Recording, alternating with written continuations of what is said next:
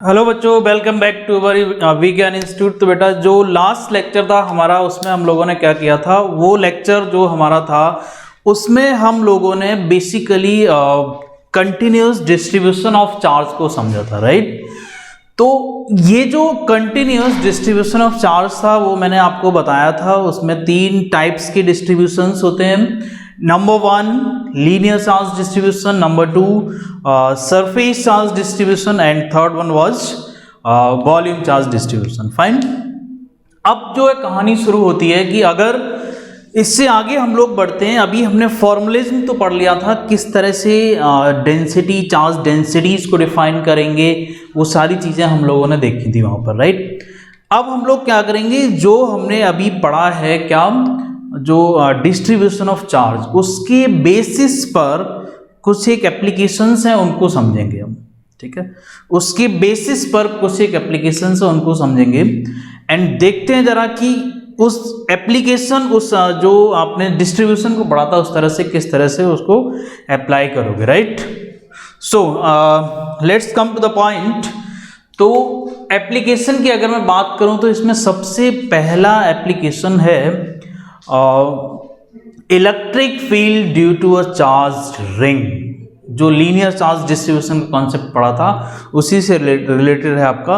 तो ये जो आपका 12th क्लास का जो सिलेबस है उसमें एक बहुत इंपॉर्टेंट टॉपिक है, that topic is electric field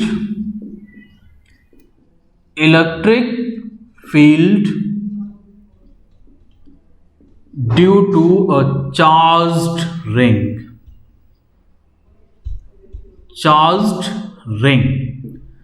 तो बेटा electric field due to charge ring की अगर मैं बात करूं तो रिंग का कॉन्सेप्ट तो आपने पढ़ाई था। रिंग में क्या होता है, लीनियर चार्ज डिस्ट्रीब्यूशन होता है। लीनियर चार्ज डिस्ट्रीब्यूशन का कॉन्सेप्ट लगेगा, राइट। इट मींस कि हमारे पास एक रिंग होगी, ठीक है, एंड इसमें क्या होगा कि ये जो रिंग होगी हमारी, बेसिकली इसके ऊपर चार्ज डिस्ट्रीब्यूटेड होगा। मैं एज्यूम कर लेता हूं कि इसके ऊपर कुछ पॉजिटिव चार्ज डिस्ट्रीब्यूटेड है, ठीक है, and I assume that the radius of this ring is capital R. The radius of this ring is capital R. बेटा मैं बता रहा हूं, ये जो मैं कॉन्सेप्ट, ये जो टॉपिक मैं आपको पढ़ा रहा हूं, ये बहुत इंपॉर्टेंट टॉपिक है। बोर्ड पॉइंट ऑफ व्यू से आप ये मान के चलिए 3 मार्क्स का डेरिवेशन यहां से बोर्ड में एवरी ईयर बन जाता है किसी न किसी सेट में, ठीक है। सो बहुत ध्यान से समझ लेना इसको। तो ये हमारी रेडियस है, हमारी सपोज कैपिटल आर, और यहां से एक्सियल पॉइंट की बात कर रहे हैं हम। बेसिकली इसकी सेंटर से पास होने वाली जो लाइन है हमारी, एक्सिस जो है, उस पर मुझे इलेक्ट्रिक फील्ड निकालना है। क्लियर? उस पॉइंट पर मुझे इलेक्ट्रिक फील्ड निकालना है। मींस ये जो पॉइंट है ये कहां है, ये पॉइंट मेरा कुछ डिस्टेंस पर है from this centre. So I can assume that distance is x, and if I assume that distance is x, then what I can do, I have to find the electric field due to that point, due to that ring at this point. तो बेटा अब electric field इस ring की वजह से कैसे निकालोगे, तो अब कहानी होगी, असल बात की जो असलियत है वो शुरू होने वाली है। तो मैंने आपको लास्ट लेक्चर में बताया था कि जब भी आपको डिस्ट्रीब्यूशन ऑफ चार्ज दिया हो, then how will you apply the Coulomb's law, how will you apply the electric field concept, how to calculate the electric field. Clear? तो अब पहले मैं थोड़ा सा यहाँ पर ये डिस्कशन कर लेता हूँ कि भाई अगर आपके पास, देखो अभी तक आपने Coulomb's law पढ़ा है, it is for point charges. Then आपने इलेक्ट्रिक फील्ड का फॉर्मूला निकाला था, कौन सा, KQ upon R square, KQ upon R square. That formula is also for point charge. Fine, but now we have distribution of charge, then what else I can do it, what changes must be there so that I can calculate the electric field due to this ring. तो क्या करना पड़ेगा? अब Coulomb's law जो आपने directly पढ़ा था उसको तो अप्लाई नहीं कर सकते, और पॉइंट चार्ज का फॉर्मूला पढ़ा है इसको भी डायरेक्ट अप्लाई नहीं कर सकते। देन क्या करना पड़ेगा? किसी भी तरीके से मुझे इस डिस्ट्रीब्यूशन को पॉइंट चार्ज में कन्वर्ट करना पड़ेगा, and after that using integration concept क्या करेंगे हम लोग? पूरा का पूरा इलेक्ट्रिक फील्ड निकालेंगे। फाइन।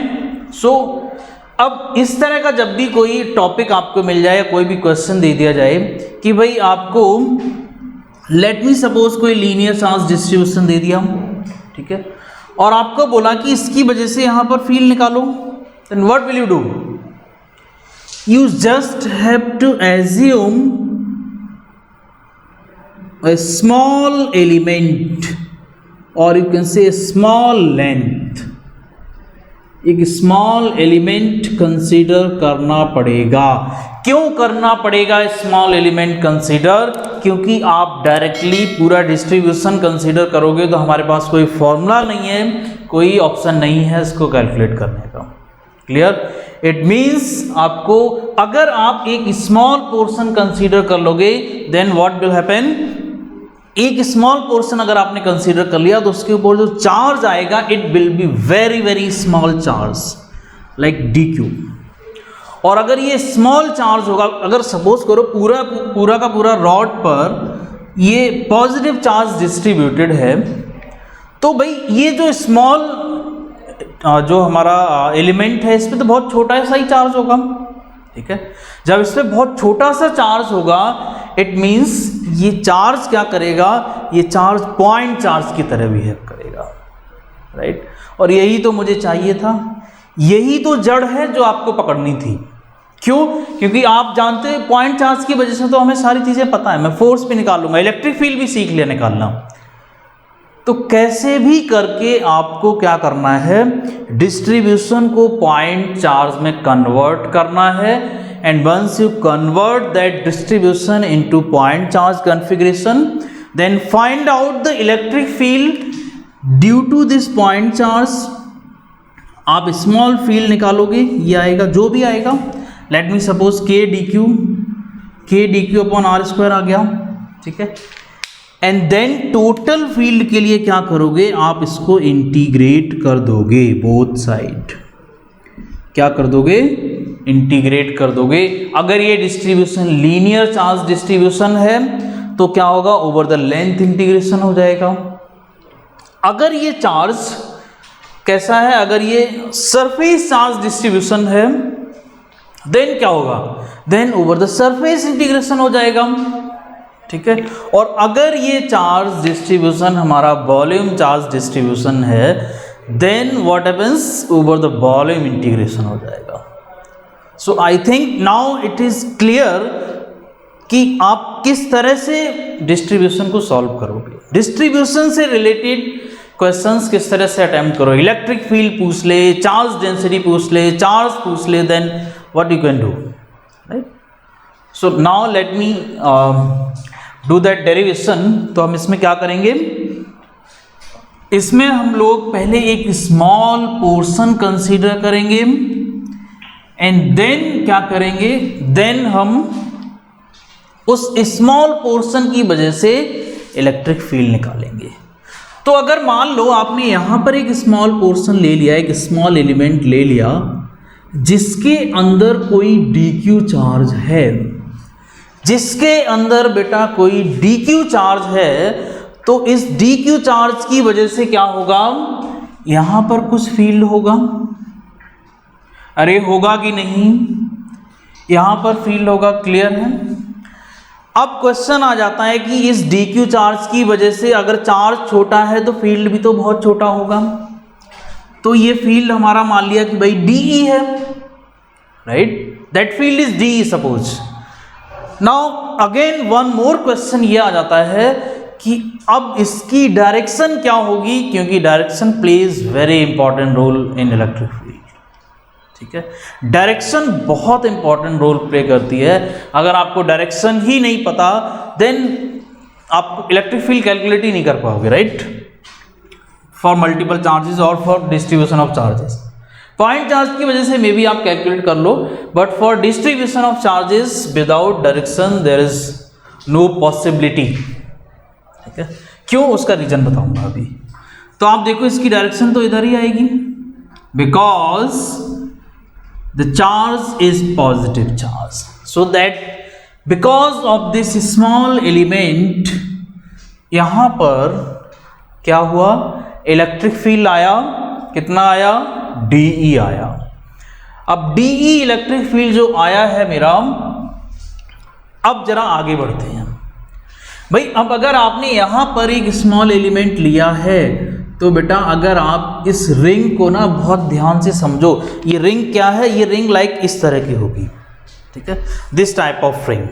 अगर आपने यहां पर एलिमेंट कंसीडर किया है, स्मॉल एलिमेंट, और उसकी वजह से यहां सामने कुछ फील्ड निकाला, तो नीचे वाला इसके जस्ट बिलो, इसके जस्ट सामने वाला आप कह सकते हो, उसकी वजह से भी तो फील्ड आएगा। ठीक है, तो अगर मान लो किसी ने यहां कंसीडर किया एक एलिमेंट यहां कंसीडर कर लिया, तो इसकी वजह से ऐसे डायरेक्शन आई और इसकी वजह से ऐसे डायरेक्शन आएगी। ठीक है, अब होगा क्या, फिर ये जो दोनों फील्ड आएंगे कौन से, अगर आपने यहां भी कंसीडर कर लिया देन क्या होगा, इसकी वजह से इलेक्ट्रिक फील्ड ऐसा आएगा, इसकी वजह से इलेक्ट्रिक फील्ड हमारा ये आएगा। ठीक है, दिस डायरेक्शन क्लियर है। अब मैंने क्या किया, अब मैंने ये दोनों DE ले रखे हैं, क्यों, क्योंकि आपको पता है ये डिस्टेंस और ये डिस्टेंस सेम होगी, बिकॉज सिमेट्रिक है, सिमेट्रिक, ये दोनों पॉइंट सिमेट्रिक है, इसके जस्ट सामने वाला पॉइंट है।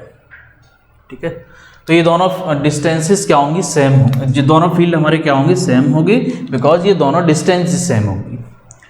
तो अब अगर कहानी यहाँ पर शुरू हो तो क्या होगा कि भाई ये जो फील्ड है हमारे दोनों, इनके दो कंपोनेंट्स हो जाएंगे, और ये दोनों कंपोनेंट्स क्या होंगे, अगर मैंने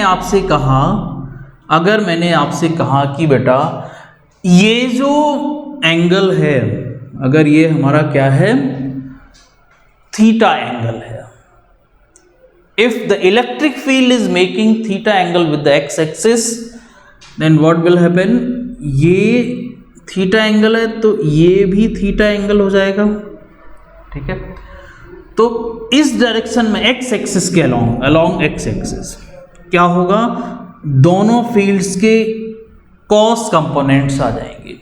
क्या हो जाएगा, ये DE cos थीटा आ जाएगा, इसका भी और इसका भी।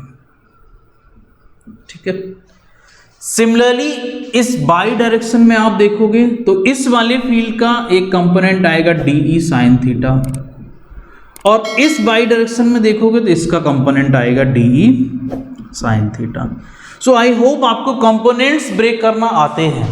ठीक है, कंपोनेंट्स ब्रेक करना आना चाहिए। यहाँ पर मैं थोड़ा सा आपको एक्सप्लेन भी कर देता हूँ कि अगर भाई हमारे पास ये कोई डायरेक्शन है, ये वेक्टर है कोई यहाँ, और अगर ये एंगल दिया है तो ये हो जाएगा A cos थीटा और ये हो जाएगा A sin थीटा। जहाँ पर एंगल बना है वो cos थीटा वाला कंपोनेंट आएगा, और उसके जस्ट परपेंडिकुलर डायरेक्शन में जो आएगा वो कौन सा आएगा, साइन वाला आएगा। ठीक है, तो ये दोनों साइन कंपोनेंट्स हो जाएंगे। अब बेटा क्योंकि आपको पता है DE सेम है, DE की वैल्यू चेंज है ही नहीं, DE दोनों के लिए सेम है। जब इलेक्ट्रिक फील्ड दोनों के लिए सेम है तो क्या होगा, ये कंपोनेंट तो क्या हो जाएंगे, कैंसिल आउट हो जाएंगे, और ये कंपोनेंट ऐड हो जाएंगे। ठीक है, ये दोनों कंपोनेंट ऐड हो जाएंगे, बिकॉज दोनों तो सेम डायरेक्शन में ही है ना, दोनों तो सेम डायरेक्शन में। Clear? So what will happen, दोनों कंपोनेंट्स ऐड हो जाएंगे और टोटल फील्ड क्या हो जाएगा, दोनों का सम। बट क्या अभी ये दो ही कंपोनेंट होंगे, क्या दो ही एलिमेंट्स होंगे? भाई इस रिंग में तो हजारों एलिमेंट्स पॉसिबल हैं। अभी आपने यहां लिया, उसके जस्ट सामने लिया, आप इधर ले सकते हो, इसके जस्ट सामने ले सकते हो, इधर ले सकते हो, इसके जस्ट सामने ले सकते हो। बट अगर आप इन सारे एलिमेंट्स को कंसीडर करो और फिर यहाँ पर फील्ड देखो, तो आप ध्यान से ऑब्जर्व करना है, ये चीज़ है ना, इसको इसको रटने की कोशिश नहीं करना है, इसको ऑब्जर्व करके देखो, इसको समझ के देखो, एक बार सोच के देखो, 3D इमेजिन करके देखो, अपने माइंड में इमेजिन करके देखो 3 डायमेंशनल स्पेस में कि भाई इसके जो कंपोनेंट्स होंगे वो सिर्फ और सिर्फ एक्स एक्सिस वाले ही सरवाइव करेंगे, बाई एक्सिस के कंपोनेंट सारे कैंसिल आउट हो जाएंगे एक दूसरे से। इधर वाला जो एलिमेंट है वो अपने सामने वाले एलिमेंट के बाई कंपोनेंट को कैंसिल कर देगा, इधर वाला जो एलिमेंट होगा वो अपने सामने वाले एलिमेंट के बाई कंपोनेंट को कैंसिल कर देगा। ऐसे ये वाला जो होगा ये अपने सामने वाले बाई कंपोनेंट को क्या कर देगा, कैंसिल आउट कर देगा। बट ऑन द होल क्या देख रहे हो आप, एक्स कंपोनेंट सभी एलिमेंट्स के सर्वाइव कर रहे हैं, एक्स कंपोनेंट सभी एलिमेंट्स के सर्वाइव कर रहे हैं। इट मींस कि अगर कहानी कुछ ऐसी हो जाए कि अगर मैं एक एलिमेंट का एक्स कंपोनेंट निकाल लूं, एक एलिमेंट का एक्स कंपोनेंट अगर मैं निकाल लूं एंड देन क्या कर देता हूं मैं, देन इसको इंटीग्रेट कर देता हूं, देन क्या मिलेगा आपको टोटल फील्ड मिल जाएगा। ठीक है, तो ये समझ रहे हो ना, बहुत इंपॉर्टेंट चीज है कि अगर मैंने डिस्ट्रीब्यूशन का कॉन्सेप्ट मैं बता रहा हूं यहां पर, तो इसमें क्या किया है, अगर मैंने सारे के सारे एक्स कंपोनेंट निकाल लिए किसके, एलिमेंट्स के, तो उनको ऐड कर दोगे तो भी आपको फील्ड मिल जाएगा। दूसरा तरीका क्या है कि भाई सारे एक्स कंपोनेंट निकालना तो बहुत डिफिकल्ट टास्क है, राइट, तो क्या करो, एक एलिमेंट का एक्स कंपोनेंट निकालो। अब क्योंकि सारे जो है सेम डायरेक्शन में ही है, देन क्या करो, पूरा ओवर द रिंग क्या कर देना है, इंटीग्रेट कर देना है। बाई कंपोनेंट सर्वाइव भी नहीं कर रहे, बिकॉज आपको पता है कि अगर ये कंपोनेंट कैंसिल आउट हो गए तो इसके दूसरी डायरेक्शन में जो कंपोनेंट्स होंगे वो भी क्या कर देंगे, बाई एक दूसरे को कैंसिल आउट कर देंगे। ठीक है, चलिए तो आ जाते हैं जरा, ये समरी आपको समझ आ गई, अब फटाफट से इसको ड्राइव करते हैं। तो देखिए जरा, सो नाउ यहां पर क्या लिखेंगे हम, that is again D Q charge. So ये डिस्टेंस कितनी हो जाएगी, ये मैं लिख देता हूं यहां पर, अगर ये x है ये r है तो ये हो जाएगी बेटा x square plus r square under root के अंदर। क्यों, क्योंकि आपको पता है ये क्या है, ये डायगोनल है, ये डायगोनल है, डायगोनल मींस ये हाइपोटेन्यूज है इस ट्रायंगल का। ठीक है, सो अगर ये एंगल थीटा है दोनों, तो बेटा ये भी तो थीटा हो जाएंगे, वर्टिकल अपोजिट एंगल क्या होते हैं, इक्वल होते हैं। ठीक है, तो अगर ये एंगल थीटा है तो ये भी थीटा हो जाएगा। So now this is the element 1, this is the element 2। तो मैं क्या करूंगा, अब मुझे ये समझ आ गई कहानी इतना समझ के कि मुझे किसी भी तरीके से एक एलिमेंट का इलेक्ट्रिक फील्ड निकालना है, देन उसका एक्स कंपोनेंट निकालना है, और फिर उस एक्स कंपोनेंट को क्या कर देना है, इंटीग्रेट कर देना है। 3 स्टेप में कहानी खत्म हो जाएगी हमारी। क्या करना है, पहला स्टेप आप डीई कैलकुलेट करो, पहला स्टेप क्या है, आप डीई कैलकुलेट करो। दूसरा स्टेप क्या है, इसका एक्स कंपोनेंट निकालो, X component means d E cos theta निकालो, एंड लास्ट स्टेप इसको इंटीग्रेट कर दो। ठीक है, इसको इंटीग्रेट कर डालो फटाफट से। तो इतनी सिंपल सी कहानी है, और ये भी अगर आपसे नहीं हो रही तो that is a very big problem. और मुझे नहीं लगता है कि इस वीडियो को देखने के बाद ये चीज आपसे नहीं होगी, राइट, ये बहुत आसानी से आपसे होगी, बिकॉज मैंने आपको इतना सिंपलेस्ट वे में बता दिया है। Everything is clear there, crystal clear, everything is crystal clear. ठीक है, सो जरा निकालते हैं डी फटाफट से। So what is d E in that case, अब डी साइन थीटा को, डीई साइन थीटा को मैं कंसीडर ही नहीं कर रहा, because electric field cancel out हो रहा है, right. So d E cos theta क्या होगा, so now the electric field due to small element, अगर मैंने इसको dl एज्यूम किया है, इसकी लेंथ dl एज्यूम की है, तो मैं इसको यहां लिख देता हूं dl। ठीक है, क्या होगा, de is equals to K Q upon R square, K Q upon R square. Charge कितना है, K d Q, upon R square क्या है, ये डिस्टेंस, तो इसका स्क्वायर करोगे क्या हो जाएगा, X square plus are square, under root यहां से गायब हो जाएगा। ये आ गया मेरा डी, ठीक है, ये आ गया मेरा डी। नाउ क्या होगा, दैट डी जो होगा इसके दो कंपोनेंट्स हो जाएंगे, एक डीई कॉस थीटा और एक हो जाएगा d E sine theta. So now there will be two components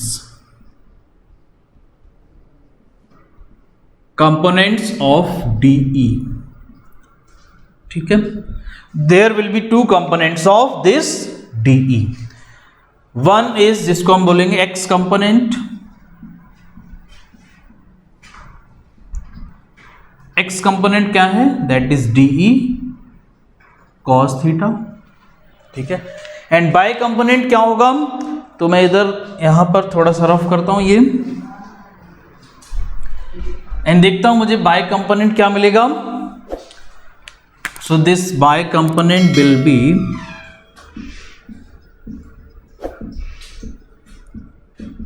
DE sine theta, right. Now all the Y components क्या हो जाएंगे, कैंसिल आउट हो जाएंगे, बट due to symmetry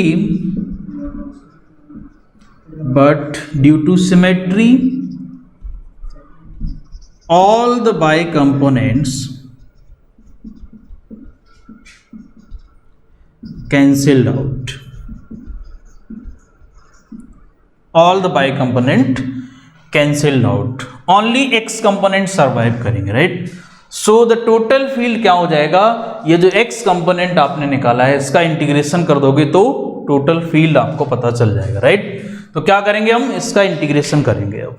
तो बेटा ये आपने क्या देखा, यहाँ पर जो बाई कंपोनेंट्स थे हमारे वो सारे के सारे due to that symmetry cancelled out हो जाएंगे, और बचेगा क्या, x कंपोनेंट आपके पास बचेगा।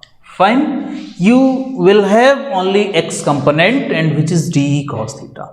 और बेटा ये सिर्फ एक x कंपोनेंट नहीं होगा, बिकॉज जितने भी एलिमेंट आपने कंसीडर किए होंगे सारी के सारे एलिमेंट्स के x कंपोनेंट बचेंगे। अगर ये रिंग है हमारी तो इधर वाला जो कंपोनेंट होगा इसके सामने वाले जो कंपोनेंट होगा उसके बाई को तो कैंसिल कर देगा, लेकिन x दोनों के सरवाइव करेंगे, तो दोनों सेम डायरेक्शन में आएंगे। ऐसे ही इधर सामने वाले दोनों इनके x बच जाएंगे, तो एवरी एलिमेंट के x कंपोनेंट्स बचेंगे यहां पर। तो क्या करोगे, कर दो जरा इंटीग्रेट फटाफट से। सो now if I rough that content,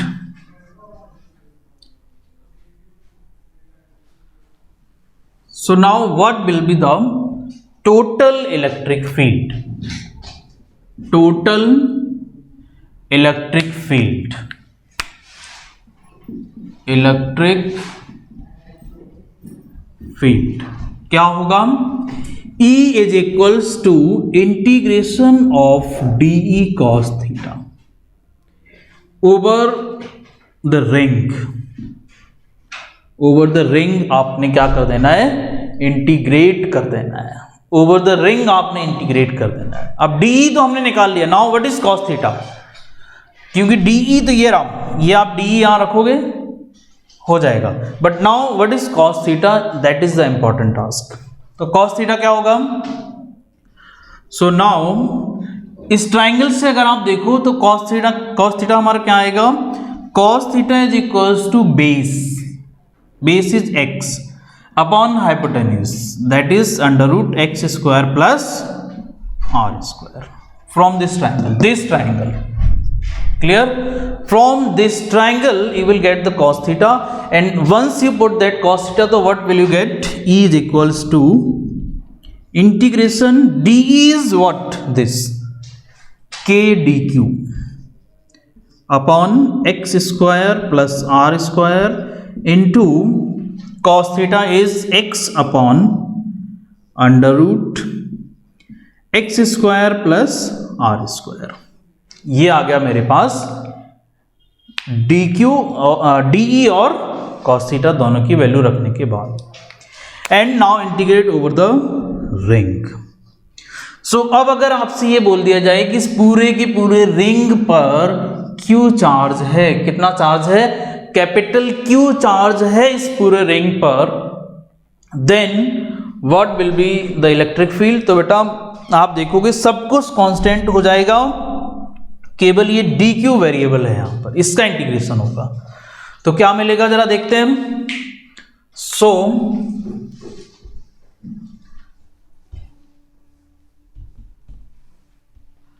So now if I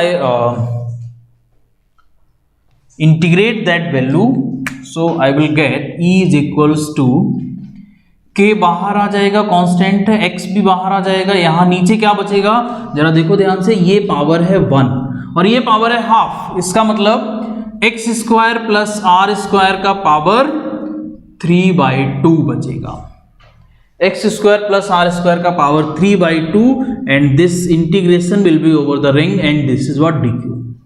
so now if you integrate that dq तो आपको क्या मिल जाएगा, kx upon x square plus are square का power 3/2 into q, right. So now you can write it like kqx upon x square plus are square का power 3/2 and that is the electric field due to a ring at its axial point at the line which is passing through the center of this ring।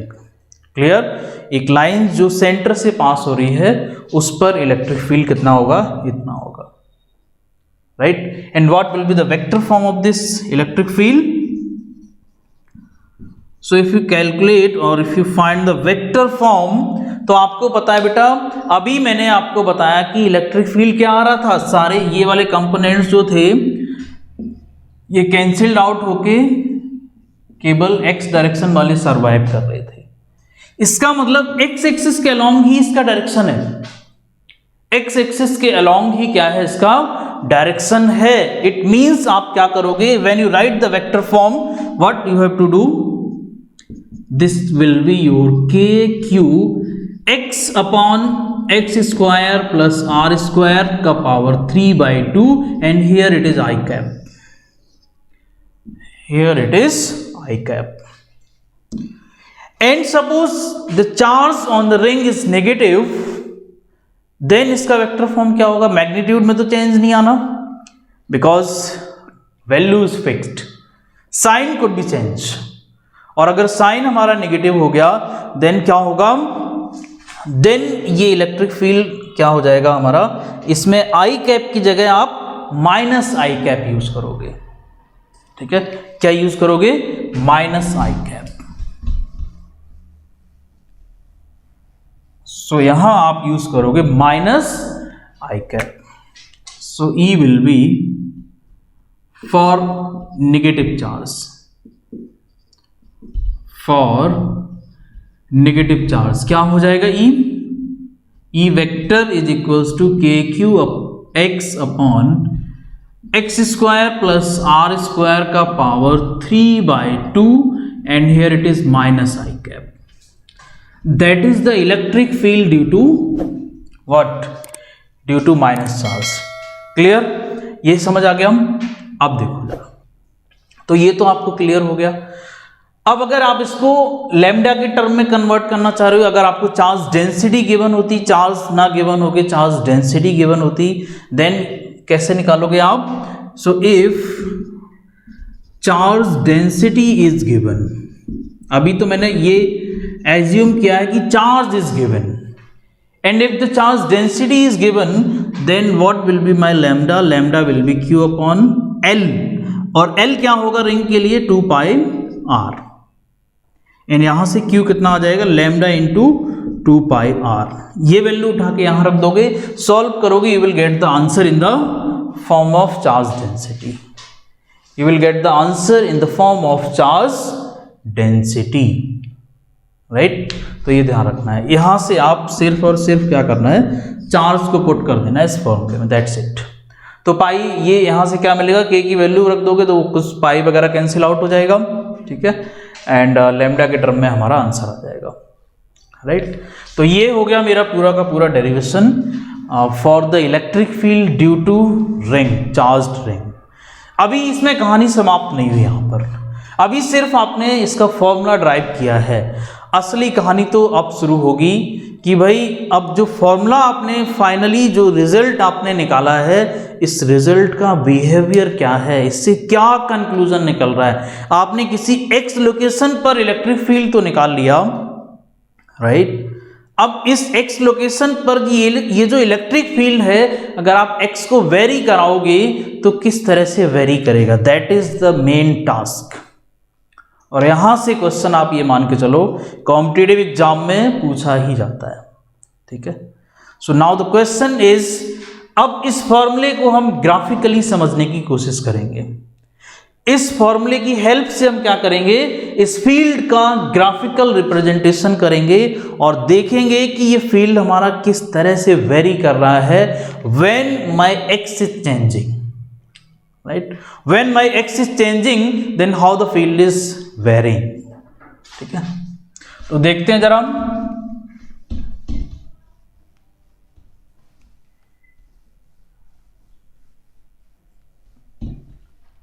So the variation of field, variation of field, variation of field with x, x के साथ very कराना है। तो सबसे पहला case लेते हैं हम, केस नंबर 1। क्या है केस नंबर 1? कि अगर मेरा पॉइंट, ये जो रिंग का जो पॉइंट था, ये रिंग का सेंटर था और यहां पर हमारा ये पॉइंट था कोई x डिस्टेंस पर, अगर ये पॉइंट मेरा सेंटर पर ही होता तो क्या होता? अगर ये पॉइंट मेरा सेंटर पर ही होता तो क्या होता, right. It means if the point P is centre of the ring, तो सेंटर ऑफ द रिंग पर जो फील्ड आएगा वो क्या आएगा बेटा, आपको क्लियरली दिख रहा है, x क्या हो जाएगा, 0 हो जाएगा। अगर आपने इस पॉइंट को सेंटर पे ले आए तो भाई x तो 0 हो गया ना, और अगर x 0 हो गया बेटा तो आपको E क्या मिलने वाला है, 0 मिलने वाला है। इसका मतलब ये हो गया कि भाई सेंटर पर इलेक्ट्रिक फील्ड होता है 0, इस रिंग के सेंटर पर फील्ड होता ही नहीं है। क्लियर? तो ये समझ आ गया? Okay, now I am taking the case number 2। Case number 2 is that कि if point is very far from the centre, that point P is very far from the centre. So case number 2, if point is far from the center, then क्या होगा? अगर point P मेरा बहुत ज्यादा दूर है, कहां से? सेंटर से, तो क्या होगा? इसका मतलब ये हो गया कि जो x है और जो r है, x जो है वो r के कंपैरिजन में ज्यादा है। इट मीन्स एक्स स्क्वायर जो है वो r के कंपैरिजन में, r स्क्वायर के कंपैरिजन में बहुत ज्यादा हो जाएगा, and hence that r square will be neglected, that r square will be neglected. और अगर जब ऐसा कर दोगे आप तो बताइए जरा क्या मिलने वाला है। चेक करते हैं, फॉर्मूला तो पता है ना, फॉर्मूला मैं यहां लिख देता हूं, KQX upon x square plus are square का पावर 3/2, ये फॉर्मूला है मेरे पास। अब अगर आर स्क्वायर मेरा नेग्लेक्ट हो गया, आर स्क्वायर 0 हो गया, तो इस फॉर्मूले में क्या मिलेगा? इस फॉर्मूले से आपको मिलेगा E is equals to KQX upon, X को नेग्लेक्ट मत, एक्स को 0 मत कर देना, ध्यान रखना, because X is greater than R square, x is greater than r and x square is far greater than r square. So x square बचेगा, r square 0 कर दिया, उसका पावर है 3/2, तो that has gone, and एक x का cube बचेगा और उससे एक पावर कैंसिल आउट हो जाएगी, तो क्या मिलेगा? ये KQ upon x square. And what is this? ये क्या है, ये आपने पढ़ा हुआ है, बताइए फटाफट से क्या है ये फॉर्मूला किस चीज के लिए है, किसके लिए आपने ये फॉर्मूला पढ़ा है? तो बेटा ये फॉर्मूला अभी आपने पढ़ा था लास्ट लेक्चर में, मैंने बताया था that formula is for point charge. इसका मतलब ये हो गया कि whenever my point is far away from the ring, from the center of the ring, then this ring behaves like a point charge. Clear? Then this ring behaves like a point charge. It means कि ring behaves like a point charge. Clear? ये ring हमारी point charge की तरह behave करेगी, बहुत छोटी सी दिखेगी। क्यों? क्योंकि पॉइंट बहुत दूर है। तो जब पॉइंट बहुत दूर है वहां अगर आप उस पर फील्ड देखोगे तो वो पॉइंट चार्ज की तरह उसका बिहेवियर आएगा। ठीक है, ऐसा लगेगा कि ring is like a point charge. Second is clear, second point is clear, right. चलिए आगे बढ़ते हैं थोड़ा सा। अब अगर आपसे बोला जाए, अब अगर आपसे ये बोला जाए क्या, केस नंबर 3, केस नंबर 3 क्या है देखते हैं कि भाई अगर आपसे कहा गया कि x is equals to r/2 पर चेक कर लो जरा क्या होगा फील्ड। कहां चेक कर लो? केस नंबर 1 तो आपने देखा सेंटर पे, देन फिर x आपने क्या देखा, बहुत लार्ज था वहां पर देखा, x लार्ज के लिए देखा, एंड आफ्टर दैट आप क्या देख रहे हो कि भाई ये तो हमारी, अगर मैं कोऑर्डिनेट की बात करूं तो जब x 0 था तब चेक कर लिया, जब x बहुत ज़्यादा लार्ज था तब चेक कर लिया। अब इनके बीच में भी तो कुछ चेक कर लेते हैं इसका बिहेवियर। क्लियर? अगर हम इसके बीच में चेक कर लेंगे तो हम उसका एक प्रॉपर प्लॉट कर पाएंगे, एक प्रॉपर ग्राफिकल रिप्रेजेंटेशन कर पाएंगे। सो यहां अगर x इज टू 0 है और इधर x बहुत ज़्यादा है, x is far far greater than r, then अगर मैं एक पॉइंट ऐसा चूज करूं जहां पर x मेरा r/2 के बराबर है तो क्या होगा? एंड देन मैं चूज करता हूं जहां पर x मेरा r के बराबर है, तब क्या होगा फील्ड? ठीक है, तो देखते हैं जरा। तो case number 3, case number 3 when x is equals to r/2, when x is equals to r/2, तो जरा चेक करो फील्ड क्या होगा। E is equals to K Q x upon x square plus are square का power 3/2, right, X square. So यहां पर x equals to r/2 रखोगे अगर आप तो क्या मिलेगा, r²/4 प्लस आर स्क्वायर का पावर 3/2, एंड यहां से आपको मिलने वाला है KQR अपॉन 2, और इसका सॉल्व करोगे तो 5r² अपॉन 4 का पावर 3/2। ठीक है, 5r² अपॉन 4 का पावर 3/2। और जब इसको सॉल्व करोगे तो आपको क्या मिल जाएगा, ये मिल जाएगा आपको KQR अपॉन ट्वाइस 5 का क्यूब करोगे तो कितना आएगा, 5 का क्यूब करोगे तो कितना आएगा, ठीक है, 625 नॉट 625। 5 का अगर आप क्यूब करोगे तो कितना आएगा, 125। ठीक है, एंड देन उसका रूट लोगे तो कितना आएगा, उसका रूट भी तो लेना है, 3/2 पावर है, 3/2 पावर, तो उसका रूट भी लेना पड़ेगा।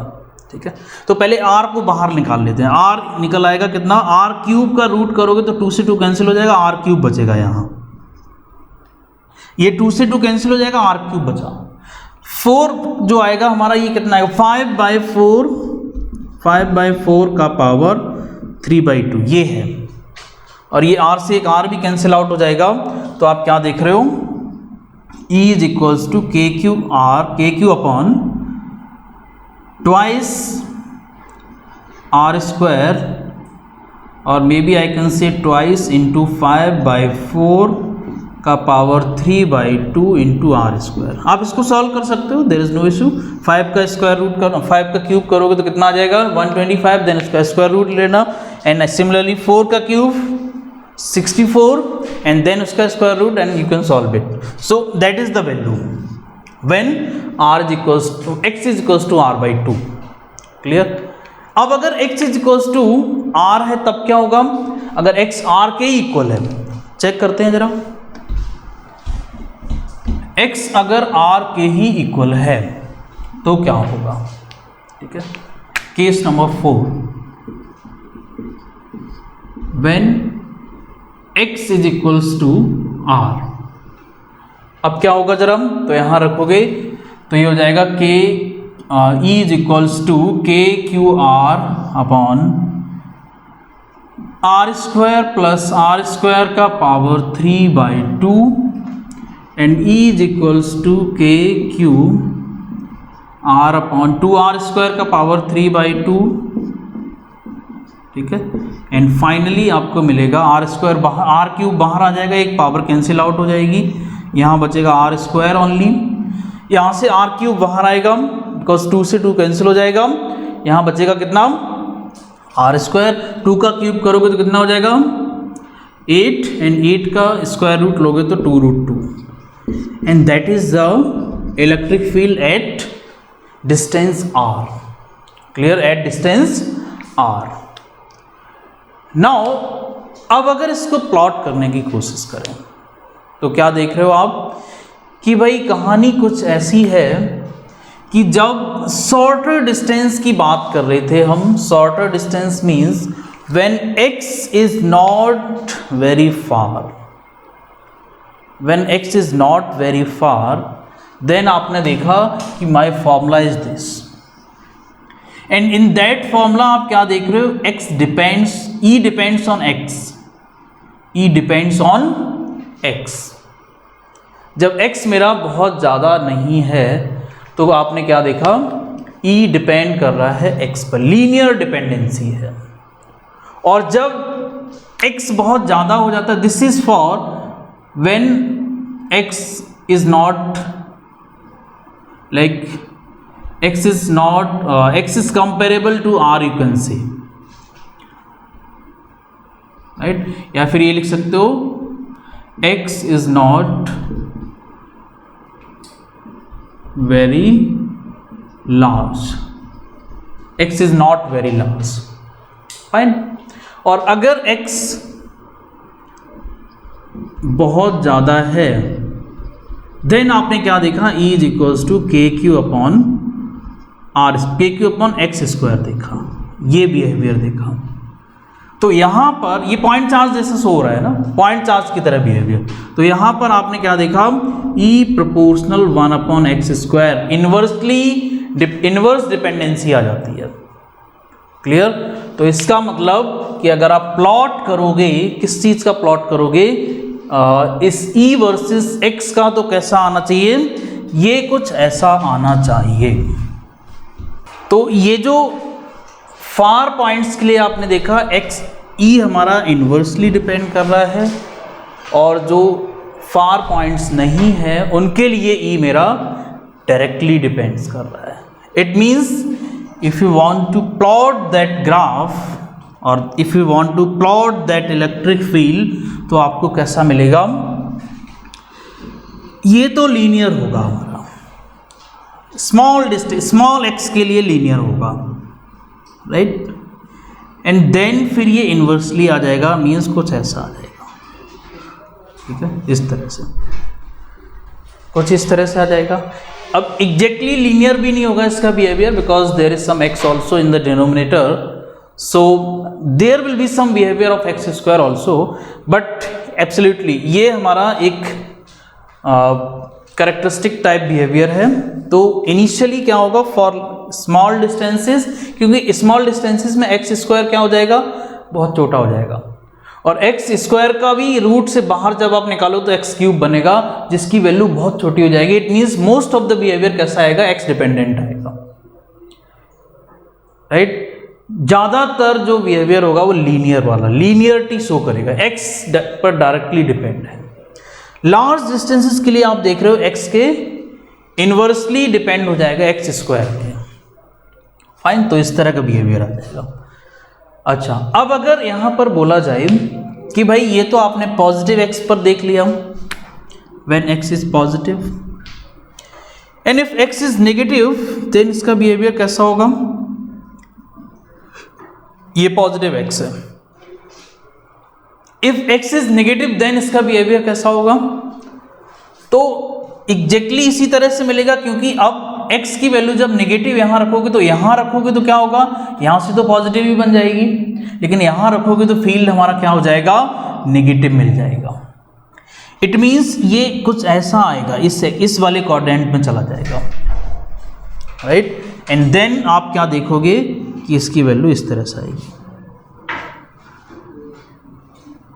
ठीक है, इस तरह से। So that is the behaviour of the electric field due to a ring. तो इसका आपने क्या देखा कि जो बिहेवियर हमारा होगा वो पॉजिटिव एक्स एक्सिस पर like this for positive x, and for negative axis negative x it will be like this. Similar, एकदम सिमिलर बिहेवियर है, राइट, एग्जैक्टली सिमिलर बिहेवियर है, बट सिर्फ यहाँ पर नेगेटिव फील्ड हो जाएगा, इधर हमारा पॉजिटिव फील्ड है, ठीक है। अच्छा, अब जरा समझो ध्यान से। अब यहाँ पर क्या देखना है, यहाँ पर आपको ये समझना है कि ये बात तो मुझे समझ आ गई, मैंने इलेक्ट्रिक फील्ड का ग्राफिकल बिहेवियर देख लिया कि फॉर अ रिंग किस तरह से मेरा इलेक्ट्रिक फील्ड वेरी कर रहा है। तो रिंग की वजह से आप देखोगे क्या कि अगर आपके पास एक रिंग है तो अगर पॉइंट हमारा बहुत पास में है, पॉइंट ज़्यादा दूर नहीं है, तो फील्ड बढ़ेगा, इंक्रीज होगा, राइट। एंड जैसे जैसे एक वैल्यू की तरफ चले जाओगे, एक पर्टिकुलर वैल्यू ऑफ एक्स पर चले जाओगे, वहां पर फील्ड मैक्सिमम हो जाएगा। एंड और ज़्यादा एक्स बढ़ा दिया आपने तो क्या हो जाएगा, फिर फील्ड मेरा डिक्रीज होना स्टार्ट हो जाएगा। तो यहाँ पर कुछ बिहेवियर अलग टाइप का है। पहले क्या हो रहा है, फील्ड बढ़ा, फील्ड हमारा इंक्रीज हो रहा है, this increasing continuously, and at this point where there is सम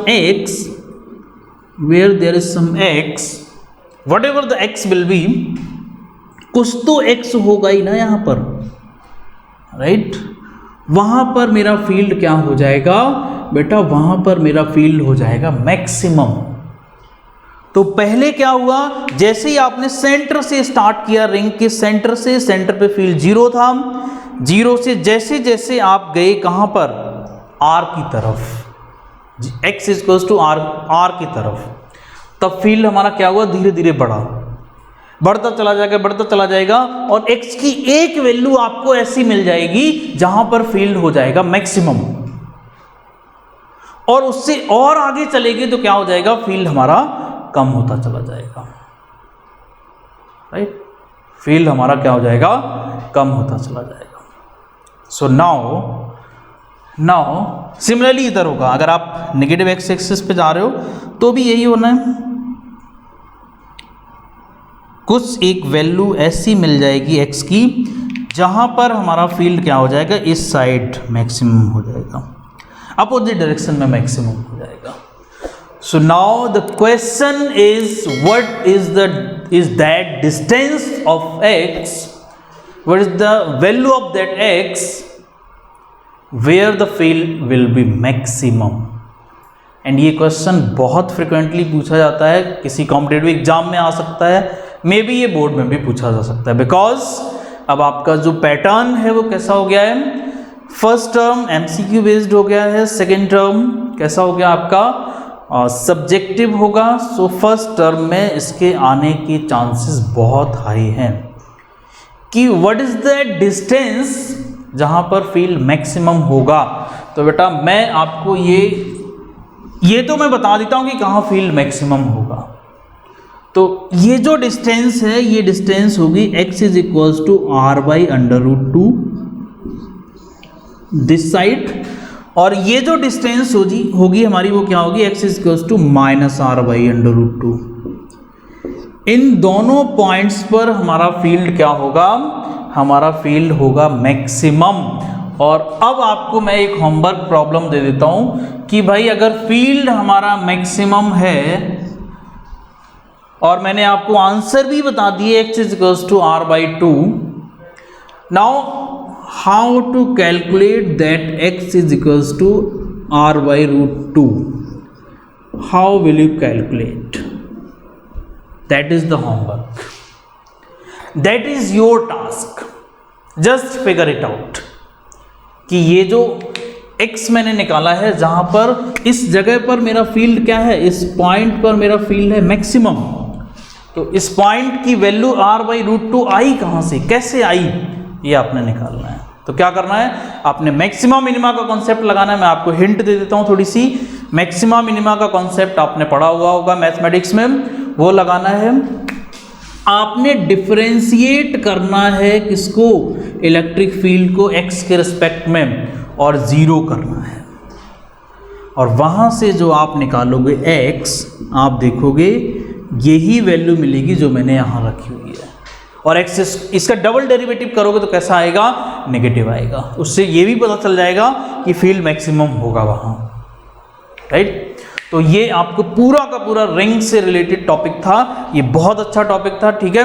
तो ये आप लोगों ने पूरा डिस्कस कर लिया, पूरा समझ लिया डिटेल में। इससे अच्छा जो टॉपिक है हमारा वो आपको नहीं मिल सकता, और ये बहुत अच्छा टॉपिक है, साथ में इससे क्वेश्चंस भी बहुत अच्छे अच्छे पूछे जाते हैं, right. In detail everything I have explained. Graphy हमने पहले क्या देखा, पहले उसका एक एनालॉजी डेवलप की कि कंटिन्यूस डिस्ट्रीब्यूशन को कैसे करोगे, देन फिर कुछ स्टेप्स में उसको समझा, देन हमने उसका फॉर्मूला ड्राइव किया, एंड आफ्टर दैट सबसे इंपॉर्टेंट बात, हमने उसको ग्राफिकली समझने की कोशिश की, राइट। इसका ग्राफ समझाइए, कितना बेहतरीन ग्राफ है। मोस्ट ऑफ स्टूडेंट बना ही नहीं पाते, इसका ग्राफ ही नहीं आता उनको। अगर आपको ग्राफ प्लॉट करने को दे दिया जाए, they are not able to draw that graph, right. तो ये आपने समझा, इसका मतलब आफ्टर दैट आपने डिफरेंट पोजीशंस पर क्या किया, इलेक्ट्रिक फील्ड फाइंड आउट किया, और फिर ये देखा कि फील्ड का बिहेवियर किस तरह से, कहाँ फील्ड मेरा मैक्सिमम है, ये भी आपने देखा, राइट। तो ये सारी चीज़ें आपको समझ आ गई। सो अब हम लोग क्या करते हैं, इसमें इतना ही रहने देते हैं। सो मिलते हैं अगले लेक्चर में, ठीक है। सो इसको अच्छे से नोट्स प्रिपेयर कर लो, and thank you, have a nice day.